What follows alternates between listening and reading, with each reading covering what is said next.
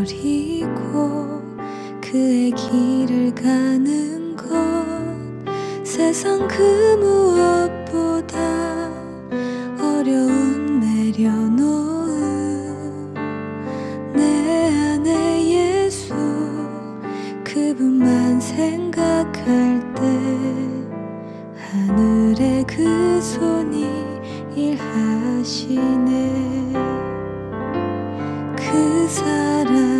그 사랑 나를 살리신 그 사랑 하늘의 모든 영광 다 내려놓으신 내 삶도 그렇게 내려놓습니다.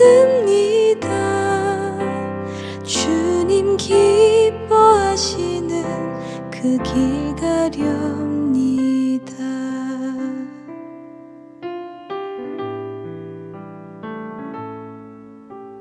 그분의 마음, 그분의 시선, 그분의 원하심을 내 맘에 두는 것 십자가 그 길 그곳에 나설 때에 주님 나를 통해 일하시네. 그 사랑 나를 살리신 그 사랑 하늘의 모든 영광 다 내려놓으신 내 삶도 그렇게 내려놓습니다. 주님 기뻐하시는 그 길 가렵니다. 나를 향한 그 사랑 온 땅을 덮고 나를 주님의 길로 인도해 주시네.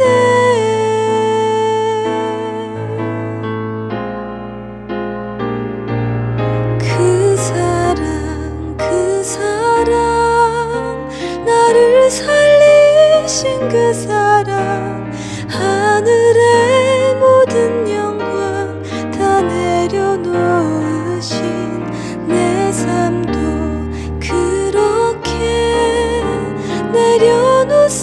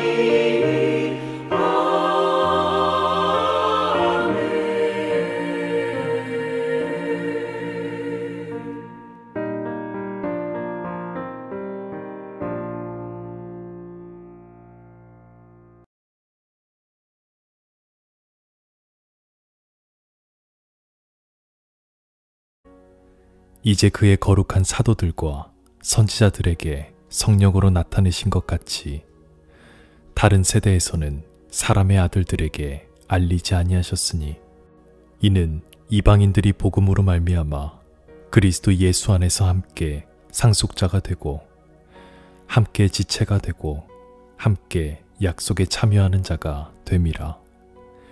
이 복음을 위하여 그의 능력이 역사하시는 대로 내게 주신 하나님의 은혜의 선물을 따라 내가 일꾼이 되었노라.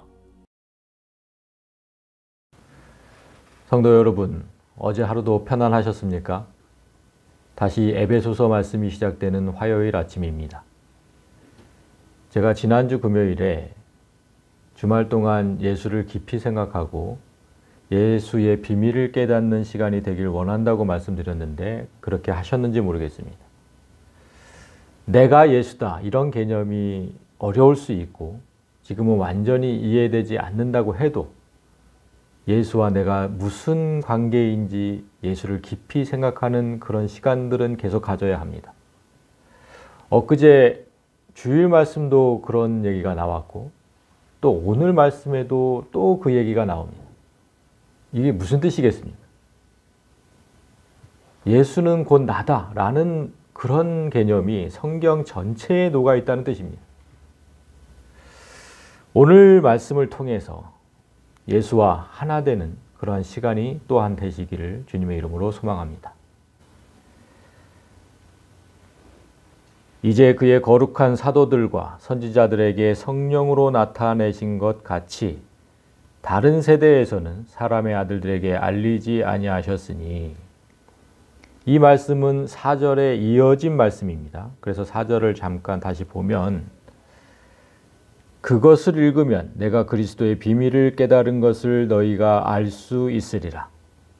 그것을 읽으면, 그러니까 성경을 읽으면 바울이 깨달은 예수라는 비밀을 우리도 알 수 있다고 했습니다.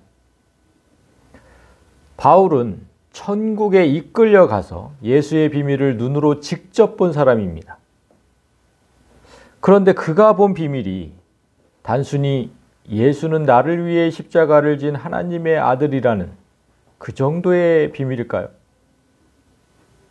그런 정도의 비밀이라면 굳이 하늘까지 가서 볼 이유가 없습니다. 우리는 여기에서도 그 정도는 잘 믿고 있지 않습니까? 바울은 예수 안에 있는 사람은 또 하나의 예수라는 사실을 깨달은 겁니다. 이 얘기는 다음 절에서 자세히 나오니까 그때 하기로 하고, 다시 5절을 보면 하나님은 바울을 비롯한 사도들이 이 사실을 깨닫도록, 예수는 곧 나다, 이 사실을 깨닫도록 성령으로 도우셨고, 그래서 그들은 이 사실을 성경에 기록했습니다. 그래서 그들은 성경의 저자가 됩니다. 그런데 그 다음이 중요합니다. 사도들이 성경을 기록한 후에는 다른 세대의 사람에게 어떤 비밀도 알리지 않았다는 것입니다. 잘 보십시오. 이제 사도들과 선지자들에게 성령으로 나타내신 것 같이, 그러니까 즉 성경이 그들로부터 완성되었기 때문에 다른 세대에서는, 즉 사도들과 선지자들이 죽은 다른 세대에서는 사람의 아들들에게 알리지 아니하셨으니 그 어떤 사람에게도 계시는 없었다는 뜻입니다. 한마디로 말해서 성경 외에 다른 계시는 없다, 이 뜻입니다. 이 말씀이 너무나 중요한 이유는 지금도 성경 외의 계시를 받았다고 주장하는 사람들이 넘쳐나기 때문입니다. 그걸 직통계시라고 합니다. 성경에 없는 말씀을 하나님께 직통으로 받았다, 그 뜻입니다. 여러분, 주위에서 이런 사람들을 보면 정말 조심해야 합니다. 특별히 목사 중에 그런 점쟁이들이 진짜 많습니다. 목사는 성경 이외의 어떤 말씀도 전하면 안 되는 직분입니다. 오직 우리에게 주신 계시는 지금 말씀하셨듯이 성경뿐이기 때문입니다. 만약 어떤 목사가 점쟁이처럼 성도의 사적인 일을 예단하거나 예언한다면 그는 하나님의 종이 아니라 사탄의 종입니다. 목사가 성경에 없는 얘기, 예를 들어서 성도의 사업이 어떻게 될지, 성도의 자녀의 취직 문제가 어떻게 될지, 어느 부동산에 투자해야 할지, 이런 거를 자기가 기도를 해보니까 이렇게 해야 된다더라, 이렇게 성도에게 전한다면 그는 이미 완성된 계시 외에 다른 계시를 만들어내는 자입니다. 명백한 사탄의 행위입니다. 명심하십시오. 성경에 없는 얘기를 직통으로 받았다고 하면 그는 사탄인 겁니다. 여러분, 성경의 마지막 책은 요한계시록이지 않습니까? 그런데 그 마지막 책 중에 마지막 구절이 무엇인지 아십니까? 제가 읽어드리겠습니다. 만일 누구든지 이것들 외에 더하면 하나님이 이 두루마리에 기록된 재앙들을 그에게 더하실 것이요, 만일 누구든지 이 두루마리의 예언의 말씀에서 제하여 버리면 하나님이 이 두루마리에 기록된 생명나무와 거룩한 성의 참여함을 제하여 버리시리라. 그러니까 성경이 모두 완성된 후에 성경 제일 마지막 부분에 이 말씀을 두신 이유가 무엇이겠습니까? 이런 자들이 나타나서 현혹할 것을 미리 아시고 경고하신 겁니다. 그 누구라도 더하거나 빼면 그 생명책에서 제하여 버리시라. 예수라는 비밀 외에 다른 복음은 없는 겁니다. 다른 복음은 없어요. 그걸 전하면 안 돼요. 그래서 6절, 이는 이방인들이 복음으로 말미암아 그리스도 예수 안에서 함께 상속자가 되고 함께 지체가 되고 함께 약속에 참여하는 자가 됨이라. 이는 이렇게 시작하죠. 그러니까 하나님께서 사도들 시대에 성경을 완성하신 이유는 그런 뜻입니다. 그 이유가 뭐랍니까? 이방인들, 즉 유대인뿐만 아니라 세계 모든 사람이 그리스도 예수 안에서 함께 상속자가 되고 함께 지체가 되고 함께 약속에 참여하는 자가 되기를 원하셨기 때문이다, 이렇게 얘기합니다.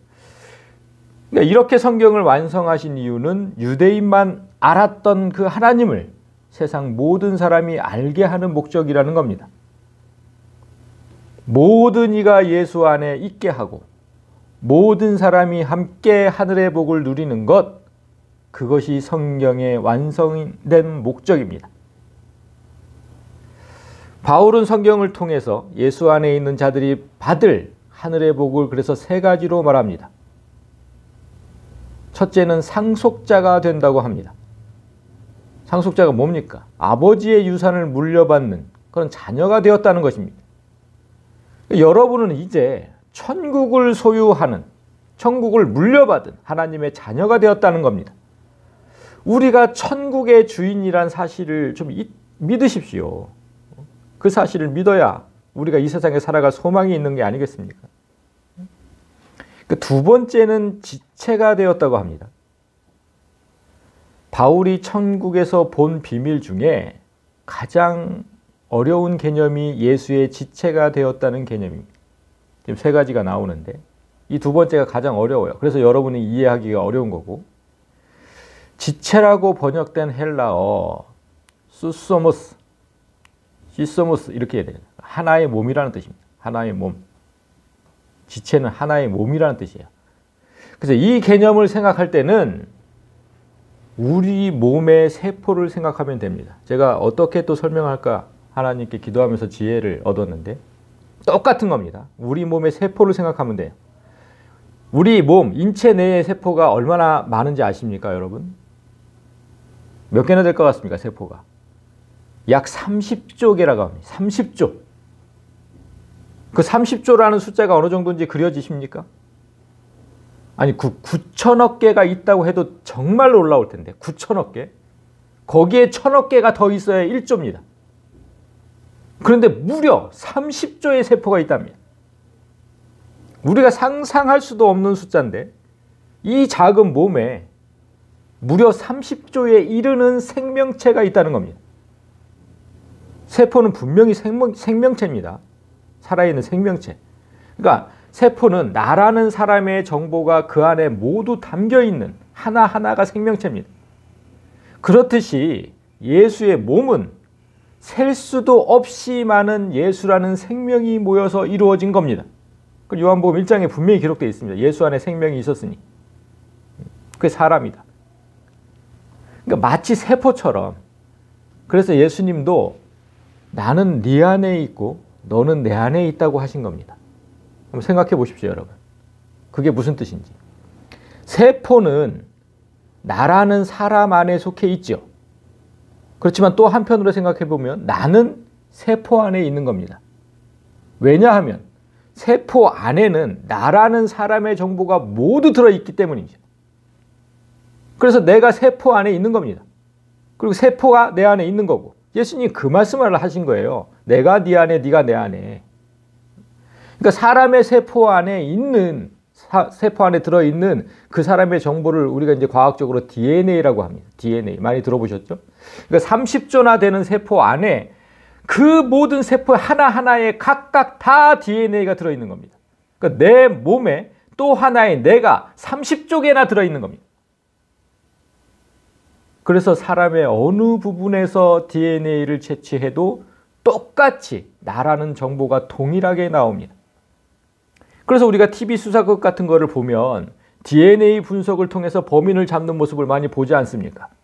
그 사건 현장에 범인이 남긴 그 조그만 흔적이라도 있다면, 무슨 지문이라도, 뭐 머리카락이라도 이런 게 하나라도 있다면 용의자로부터 채취한 DNA와 비교해 볼 수 있기 때문에, 그러니까 30조가 넘는 상상할 수도 없는 숫자지만 그 안에 담긴 사람의 정보는 다 똑같다는 데 착안한 겁니다. 한 몸이란 건 이런 겁니다, 여러분. 내가 예수라는 건 그런 뜻이에요. 아무리 많은 사람이 모여 있다 해도 예수 안에 있으면 똑같은 예수의 DNA를 가지고 있는 겁니다.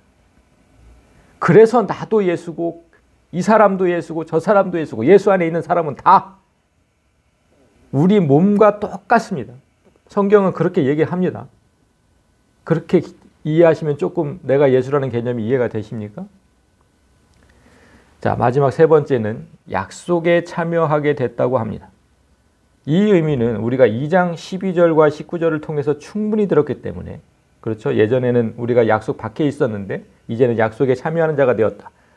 2번이나 들었기 때문에 그 얘기를 참고하시면 좋겠습니다. 궁금하면 지난 목요일 24일 영상을 다시 보면 됩니다. 자, 그럼 7절로 넘어갑니다. 이 복음을 위하여 그의 능력이 역사하시는 대로 내게 주신 하나님의 은혜의 선물을 따라 내가 일꾼이 되었노라. 바울은 이렇게 세 가지 기쁜 소식, 이걸 복음이라고 하죠. 기쁜 소식을 복음인데, 이 세 가지 기쁜 소식을 전하기 위해서 내가 예수의 일꾼이 되었다고 고백합니다. 그런데 자신이 이런 일꾼이 된 것은 하나님의 크신 능력과 특별한 은혜가 있었기 때문에 가능했다고 또 고백합니다. 바울의 고백대로 복음을 전하는 자는 아무나 될 수 없는 겁니다. 그래서 아무나 해서는 안 되는 거예요. 오늘날 교회가 성도들에게 전도지를 이렇게 쥐어주면서 밖에 나가서 전도하라고 하면 그거는 뭐랑 똑같은 거냐면 세상 사람들이 자기 가게를 선전하려고 전단지를 나눠주는 것과 똑같은 겁니다. 길거리에 가면 전단지 나눠주잖아요. 그거랑 똑같은 거라고요. 사람의 생명을 구하는 일이 그렇게 쉬운 일이 아닙니다. 말씀을 바로 깨닫고 성령께서 주신 능력이 있어야, 그때서야 전해야 하는데 아무것도 모른 채 그냥 나가서 예수 천국만 외친다면 그건 그냥 그 교회를 홍보하는 전단지를 돌리는 겁니다. 일반 가게에 손님을 끌어들이는 그 행위와 그 교회에 사람을 끌어들이는 행위 똑같은 겁니다. 예수님이 승천하시기 전에 이 일을 어떻게 하라고 당부했는지 분명히 보십시오. 사도행전 1장 18절. 오직 성령이 너희에게 임하시면 너희가 권능을 받고 예루살렘과 온 유대와 사마리아와 땅끝까지 이르러 내 증인이 되리라. 성령이 임하고 권능을 받은 후에 그 다음에 전해라. 그래서 여기서 권능은 능력입니다. 능력. 복음을 전하는 일은 성령께서 주시는 능력을 받고 해야 한다고 분명히 말씀하셨어요. 따라서 여러분이 만약 무엇을 어떻게 전해야 하는지 아무것도 모른 채 그냥 목사가 시켜서 그런 일을 하고 있다면 그 일을 단호하게 거부하십시오. 최저 시급도 주지 않는 그런 착취를 바보처럼 당하지 마십시오. 그 일은 하나님의 일이 아닙니다. 바울도 지금 그 사실을 지적하는 겁니다. 바울은 사실 예수에 대해서 아무것도 모르는 사람이었어요. 오히려 예수 믿는 사람들을 어떻게든 박멸하려는 사람이었죠. 그런 사람이 예수를 전할 때 하나님의 크신 능력과 특별한 은혜가 없었다면 어떻게 전하겠습니까? 똑같은 거예요, 여러분. 여러분이 예수에 대해서 정말 아무것도 모른다면, 잘 모르겠다면 전하면 안 되는 겁니다. 사람의 생명을 구하는 일입니다. 이건 사람의 생명을 구하는 일이에요. 그게 쉽겠습니까? 결코 쉽게 생각해서는 안 됩니다. 바울에게 어떤 특별한 능력이 임해서 그가 복음 전도자가 되었는지는 내일 다시 시작됩니다. 내일 이어가도록 하겠습니다. 성도 여러분, 성경 말씀 중에 소중하지 않은 말씀은 단 한 구절도 없겠지만 오늘 우리에게 주신 단 3절의 말씀은 교회가 무너져가는 이 시대에 꼭 필요한 말씀입니다. 그래서 반드시 기억해야 합니다. 첫 번째가 뭐였습니까? 성경 이외에 다른 계시는 없다. 그 어떤 계시도 없다. 성경 외의 말을 나에게 전하는 목사를 주의하자. 이게 첫 번째였습니다. 두 번째는 우리가 이미 받은 복을 기억하자. 그 받은 복이 또 3가지였죠. 뭐였습니까? 첫 번째, 상속자. 이미 하늘나라를 받았다. 두 번째, 예수의 지체. 나는 예수다. 세 번째, 약속의 참여자가 되었다. 이 모든 약속의 참여자가 되었다. 이게 두 번째였습니다. 자, 그리고 마지막 3번째는 복음을 전하는 일은 성령의 능력으로 해야만 한다. 그러니까 바보처럼 착취를 당하지 말자. 이게 3번째였습니다. 이 3가지만 기억해도 교회를 바로 세우고 이 험한 세상을 살아가는 데 큰 힘이 됩니다. 한 주간도 말씀 안에서 승리하는 여러분이 되시기를 주의 이름으로 진심으로 소망합니다.